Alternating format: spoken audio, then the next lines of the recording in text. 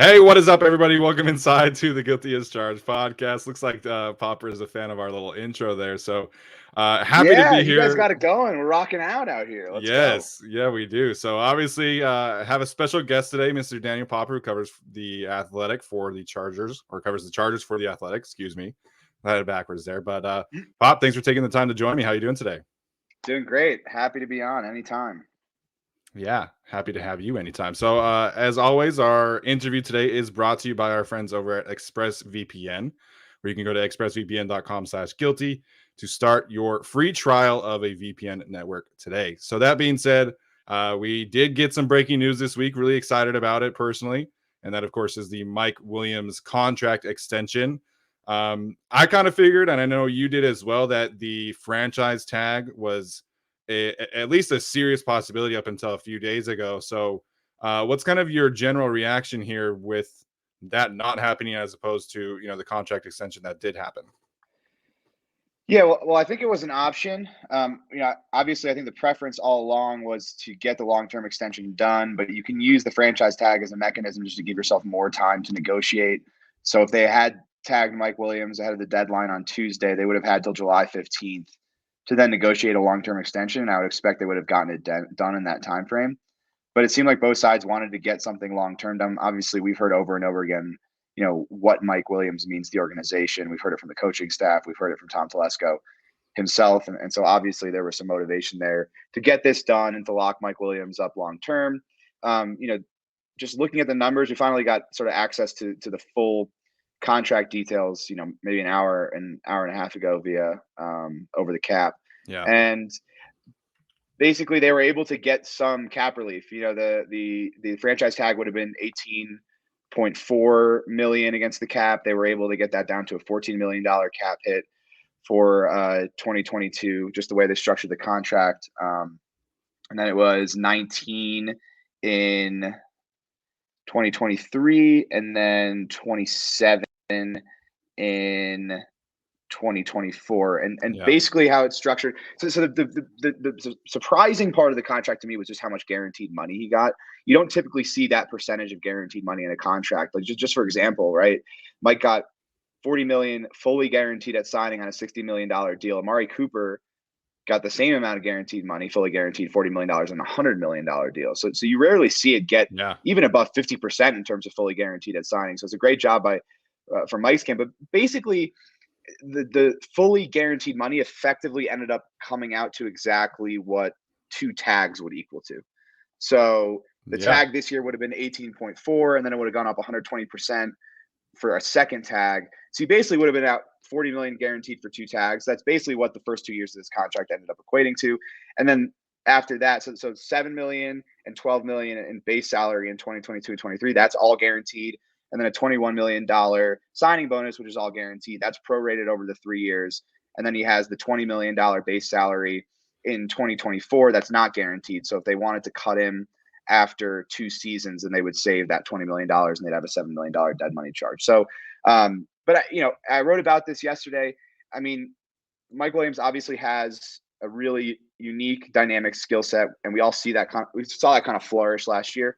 I think the coaching staff deserves a lot of credit for how they used him and having that vision for him. That's a big part in how this contract came to be. But the other part of it is just how tough Mike Williams is, how available he is. Like, I know he had that back injury his rookie season, and he's sort of been labeled as injury prone as a result. And yes, he has battled through injuries, but the key word there is that he has battled and he has continued to play. Right. I mean, he has a serious bone bruise in 2019 and played that entire season.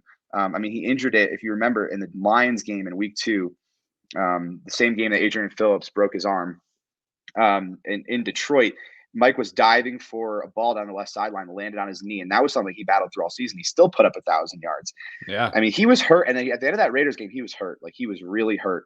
And after every catch, you couldn't see it on the TV broadcast, but at the stadium, after every catch, he was going to the sideline. Yes. He was just crouching on the sideline, head down, just in so much pain. He just kept coming back out and making play after play after play after play. I went back and checked.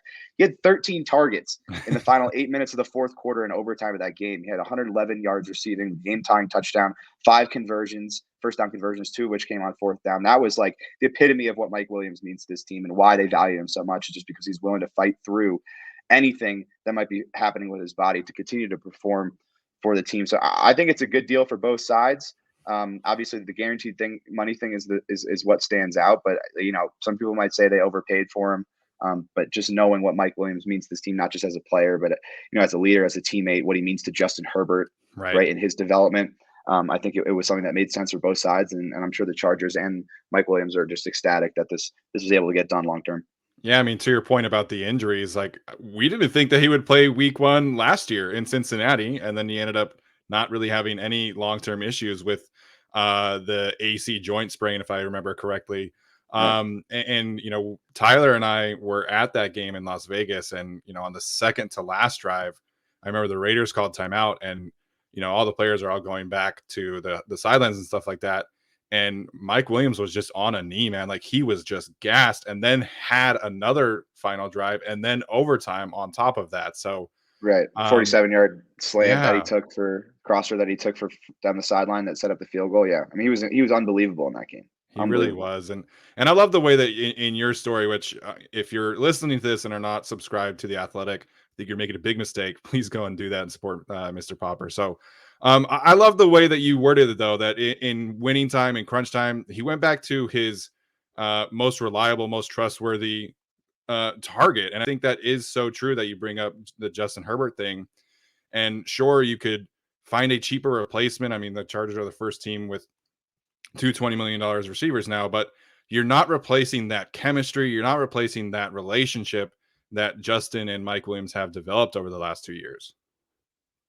Yeah, absolutely. I mean, their relationship really, really blossomed last season, and there's a real trust there. And the other thing that I mentioned in the story was just how big of a factor Mike Williams was in the RPO game and what they call their advantage look game.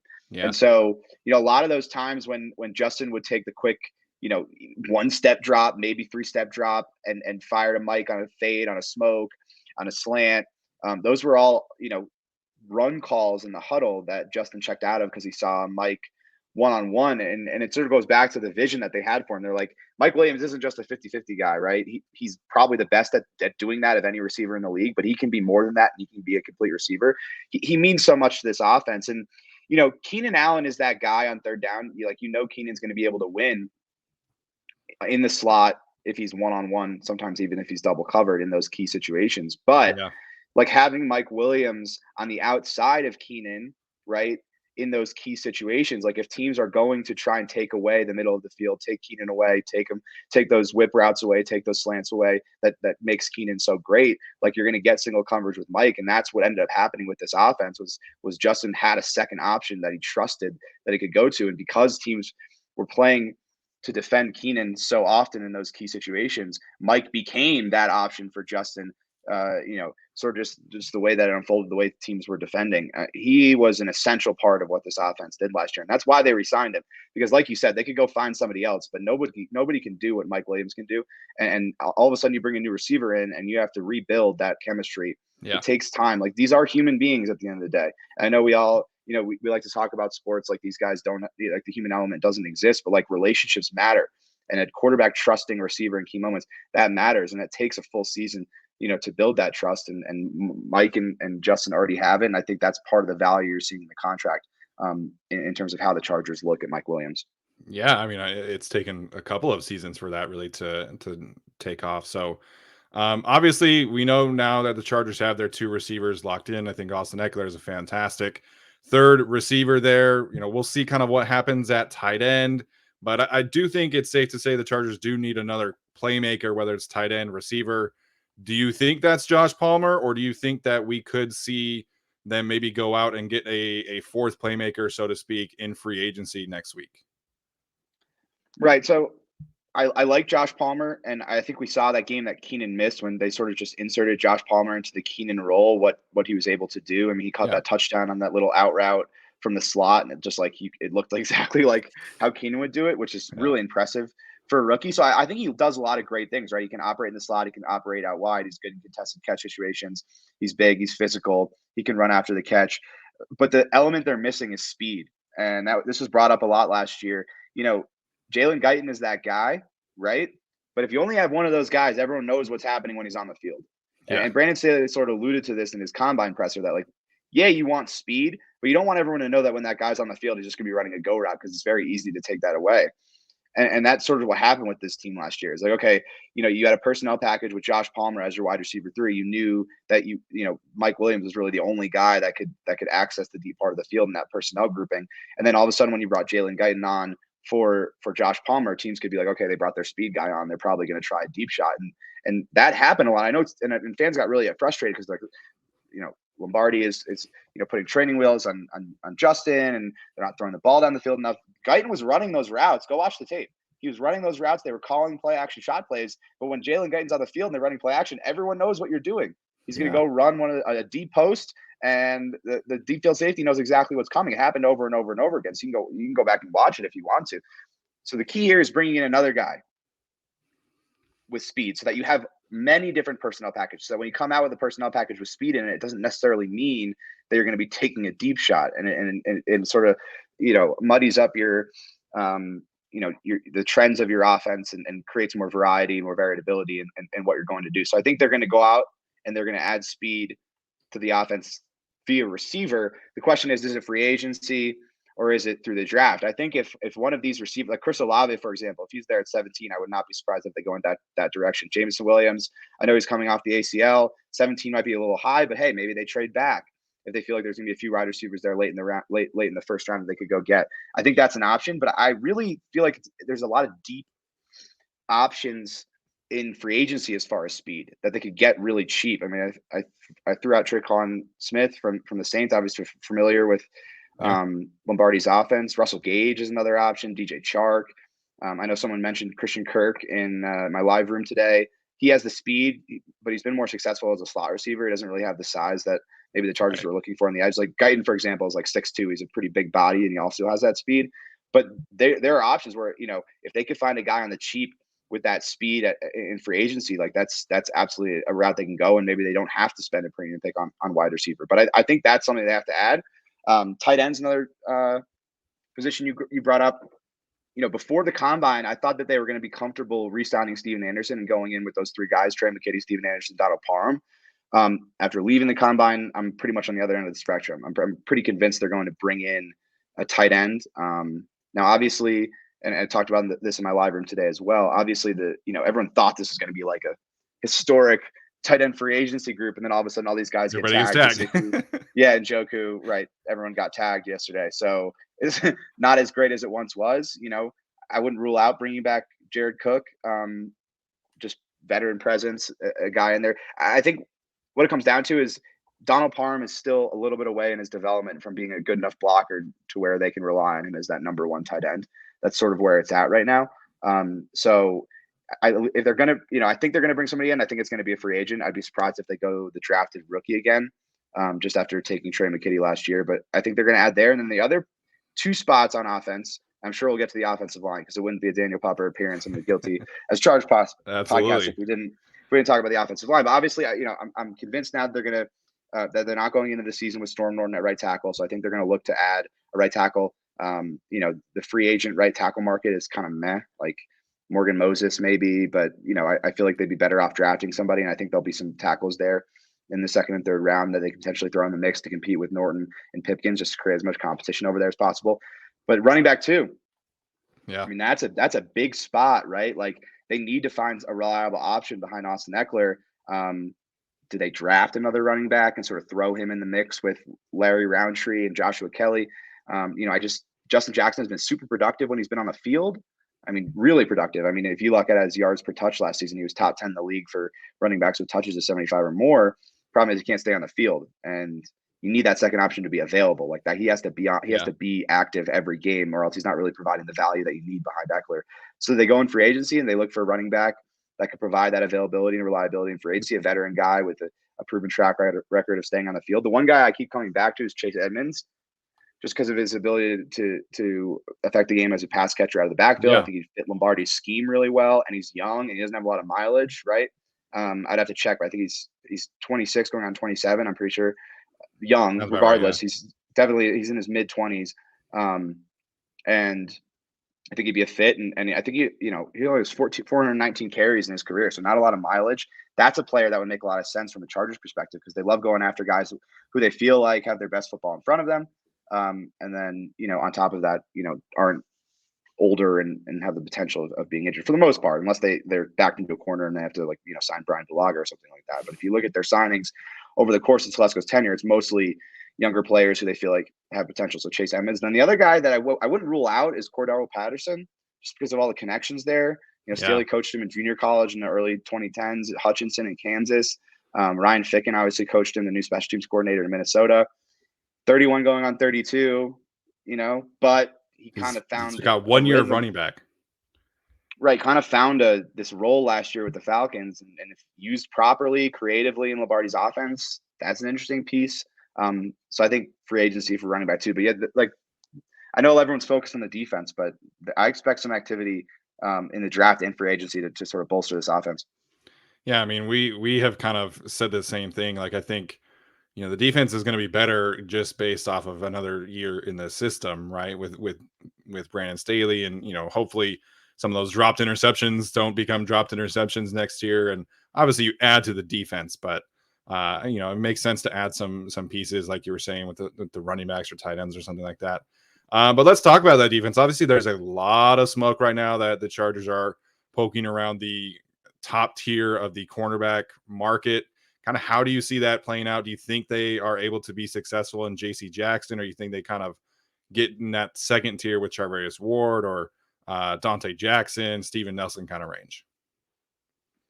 Yeah, I think it's all on the table. I think where there's smoke, there's fire, and I think that Staley put in no uncertain terms. Like, we were always looking for Right. cornerbacks. So, and it's kind of interesting. Like, Telesco and Staley are very different in how they approach their public appearances. So different.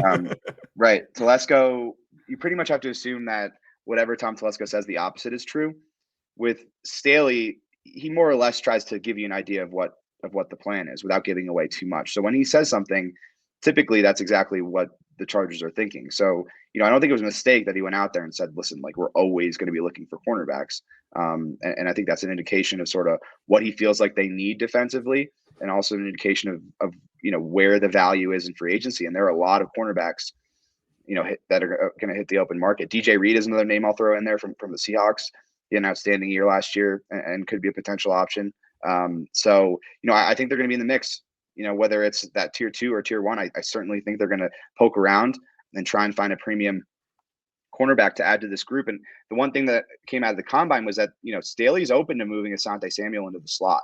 That's really interesting to me, because last year it was like they put him in there in training camp and he played well. He functioned in there fine. But they really kept him outside because they were like, the strategy here is we're going to give him one position, make sure he's comfortable, and make sure he Yeah. gets off to a good start. And that happened, right? It was a good strategy. But now they feel like he's more comfortable and they feel like he can play inside. So that gives them the flexibility. Like, hey, we can go out and get a JC Jackson, right? Go spend heavily on a cornerback, get a premium guy on the outside, move Asante into the slot, and then, have Michael Davis too. Potentially in base packages, you could take Michael Davis off the field and put Asante on the outside.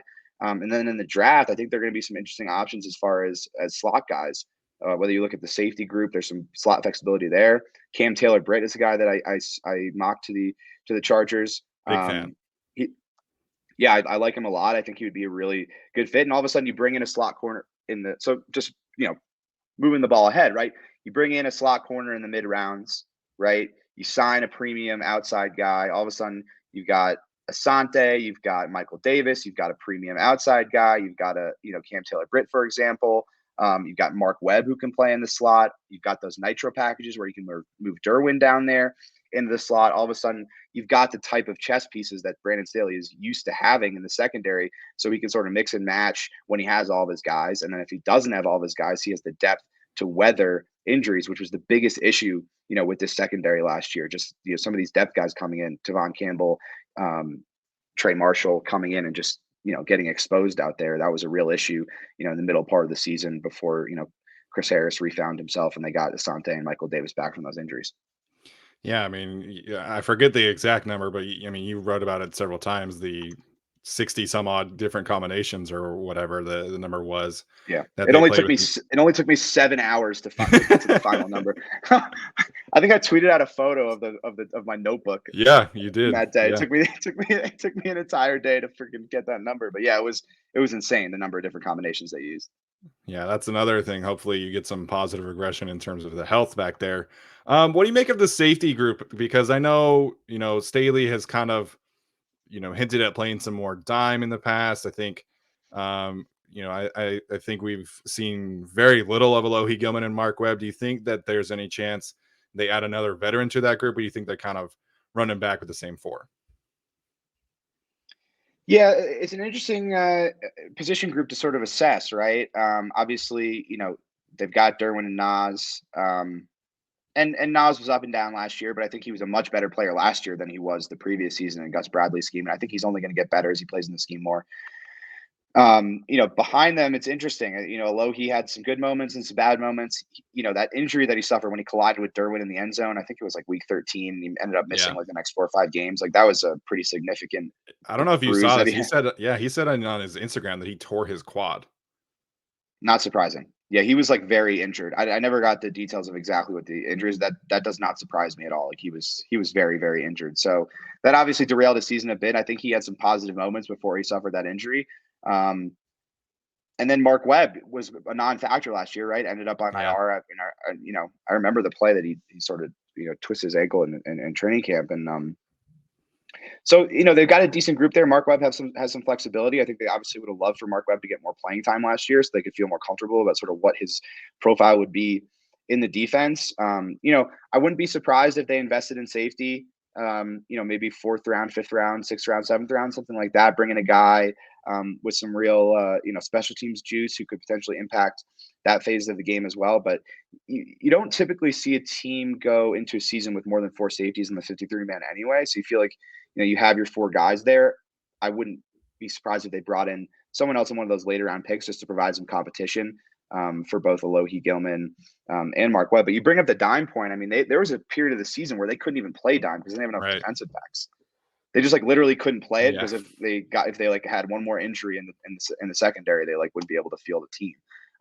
So that like there was a 2 or 3 game stretch where they did not play a single snap of dime, which is obviously not what Brandon Staley wants to do. Right. He wants to be as multiple as possible. He wants to throw out a bunch of different, different personnel packages, different groupings, as he would call it.